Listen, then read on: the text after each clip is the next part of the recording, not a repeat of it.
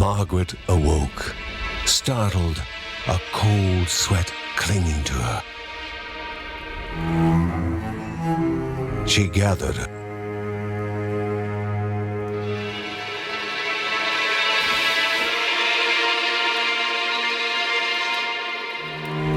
aged wood creaked, echoing through the quiet rooms.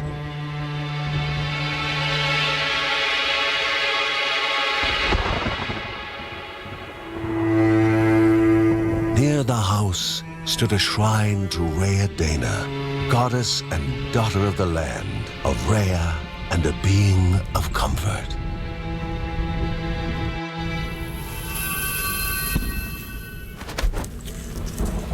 Margaret sought answers.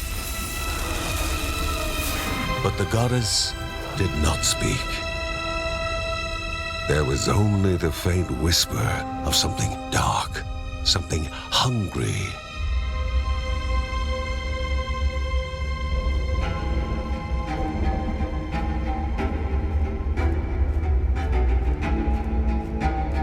The old seer's bones felt the weight of their age as she climbed.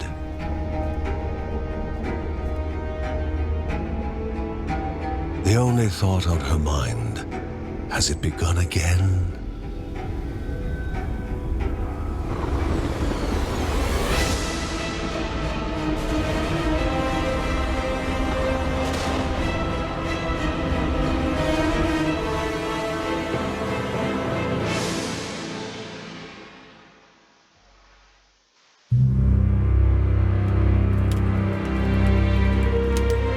John's mission would be a simple one. He was to investigate Rhea's greatest shrine. His mother presented him with a fresh divinity shard.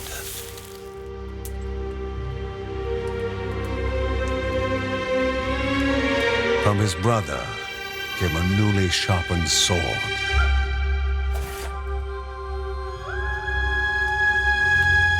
His wife gave him a kiss, and his daughter's hugs were full of reason to return home safe.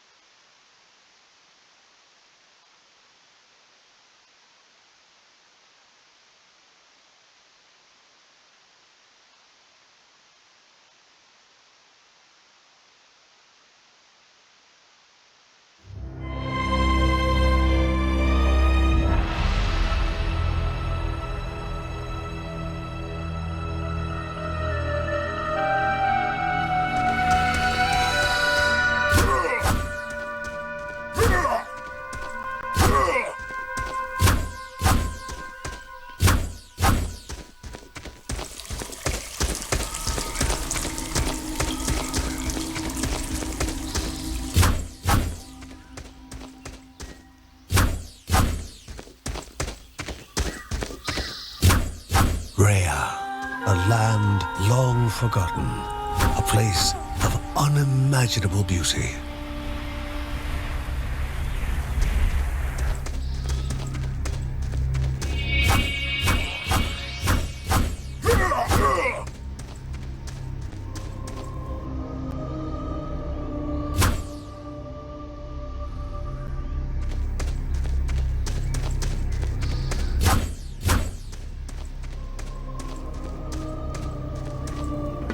It first appeared as sludge given life, slithering creatures, small and vile.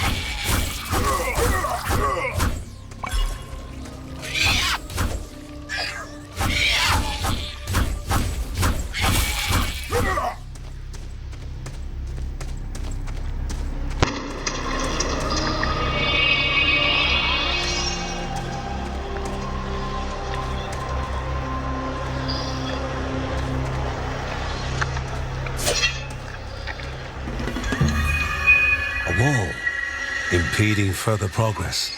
A battle was certain.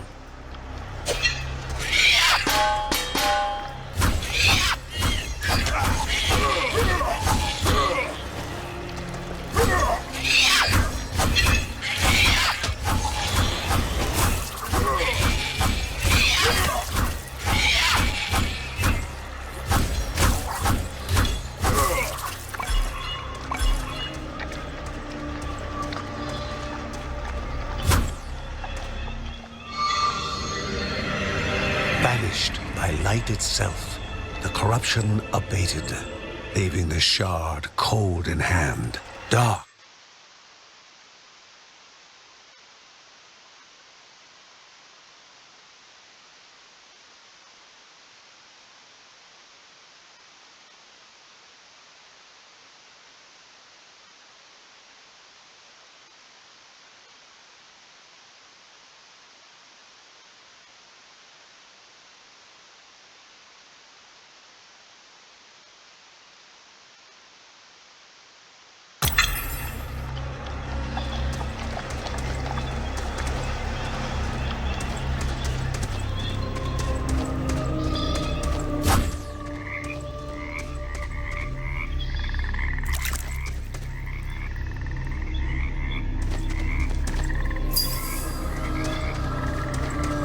The shard grew warm, humming softly from the harnessed energy.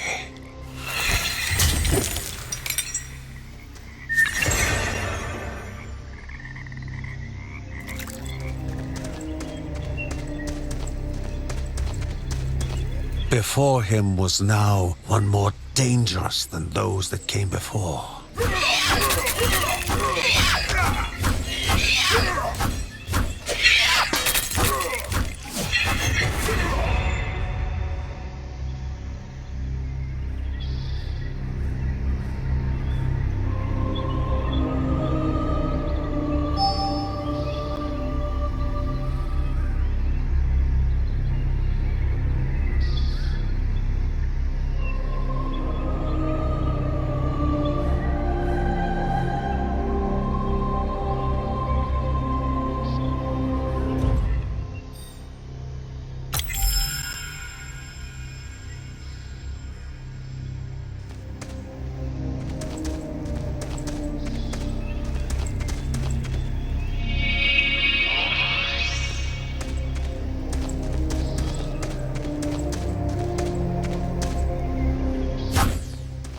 Goblins, a familiar threat, albeit farther out than usual.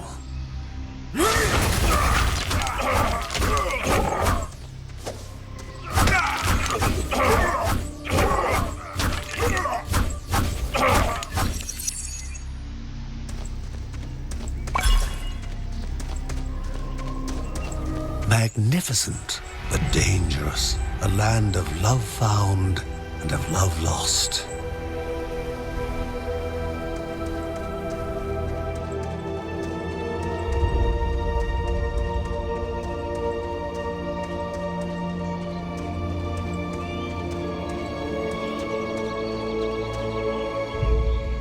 Before him was sacred ground, left untouched in days gone by.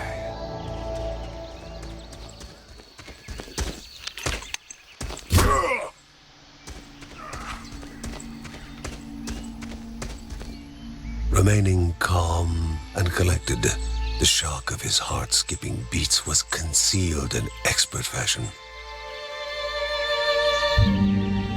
Before him stood Linda, his eldest daughter, with bow and quiver at the ready, determined to do her part.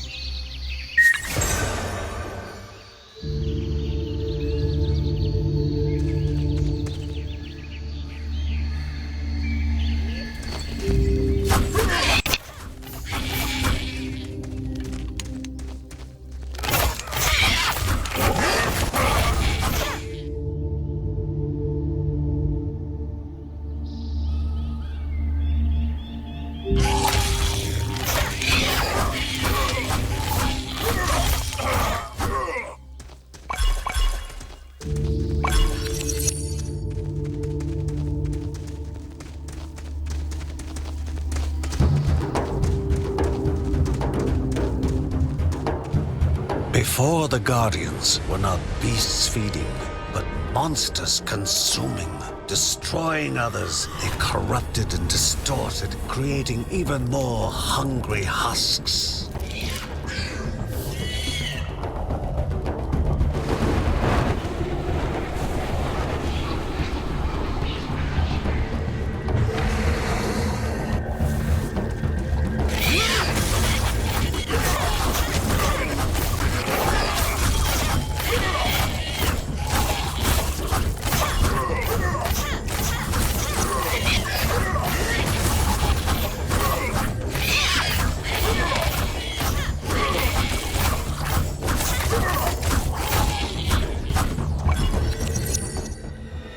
Both father and daughter gathered their thoughts, their hearts heavier than before.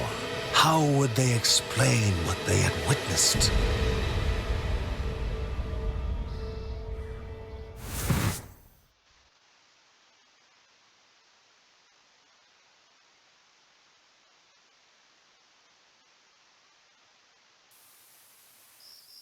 The ancient tree had been cut down. Together, father and daughter described the horror, the creatures dripping with decay that slithered into bodies stuck between life and death to bolster their ranks. Grandma Margaret confirmed what they all feared. It was the corruption, a cruel entity spoken of only with hushed voices, an ocean of darkness that flowed from the top of Mount Morta. And the Bergsons' duty was to stand against this devouring deluge of death. Kevin was also eager to do his part in the family's fight, especially when his older brother Mark was off somewhere. He was as much a guardian of their mountain home as any of them. She stood. If they were to reach the summit and destroy this evil, as the Bergsons of old had done in the past, they would need the assistance of the sanctuary.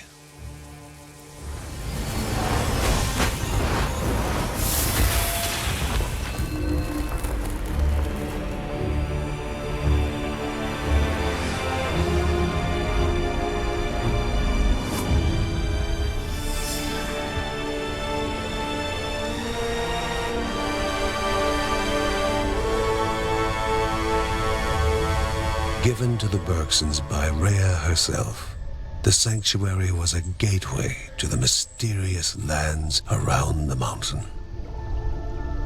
Margaret pointed to the huge crystal at the center of the den, revealing their next task: to activate it and open the way to the source of the corruption. And once Rhea's 3 spirits are gathered on the grounds, the only gate to the top of Mount Morta will open in this chamber. By himself, or with the assistance of those who loved him, John needed to gather the 3 spirits from their lands. Without them, he would not be able to stem the flow of the corruption.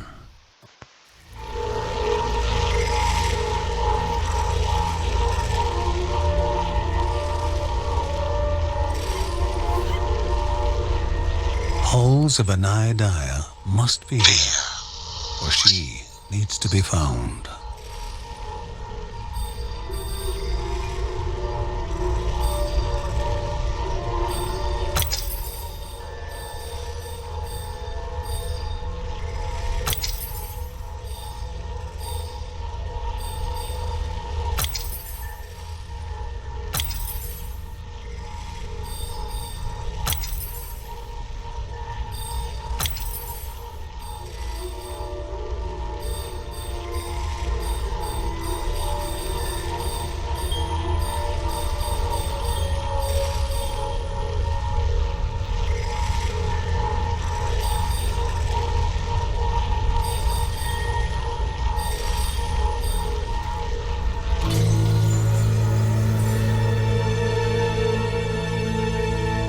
Celestial shard chipped directly from the ancient crystal in the sanctuary. It would be the Bergsons' lifeline, a tether to pull pull them back home before death's fateful whisper.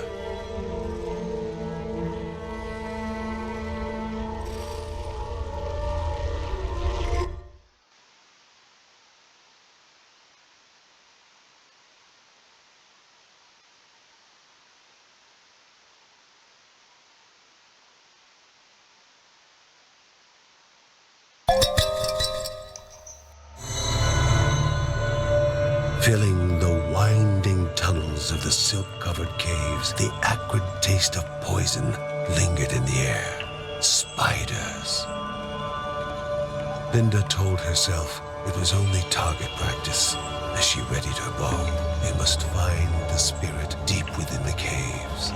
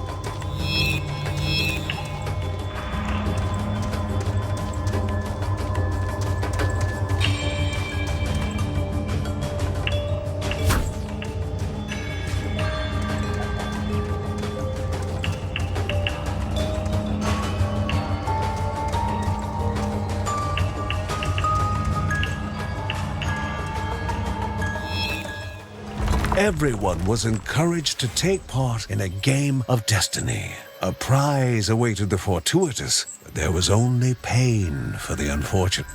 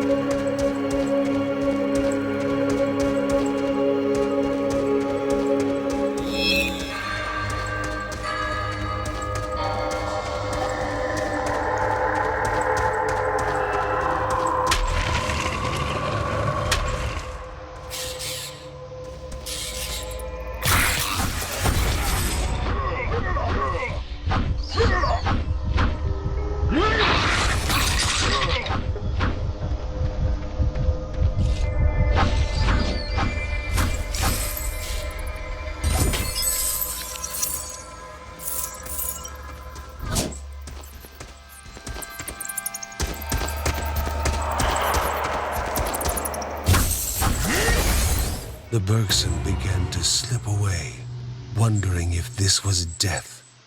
It was warmer than they expected.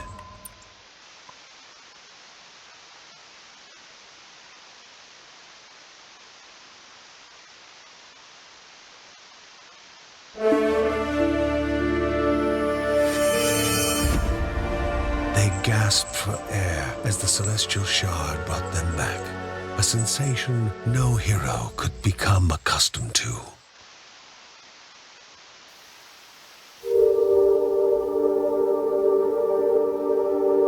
As she heard John and Linda describe their foray, thoughts rushed through Margaret's head. The corruption had amplified the creature's wickedness.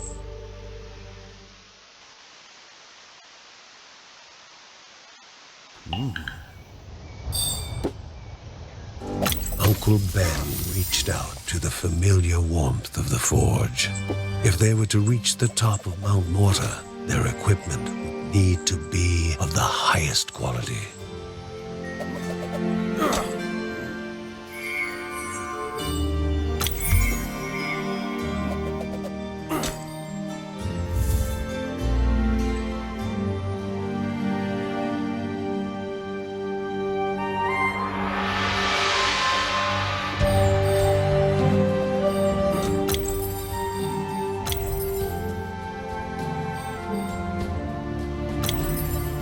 When light faded from the sky and most were fast asleep, Mary would write about her family, immortalizing them for future generations.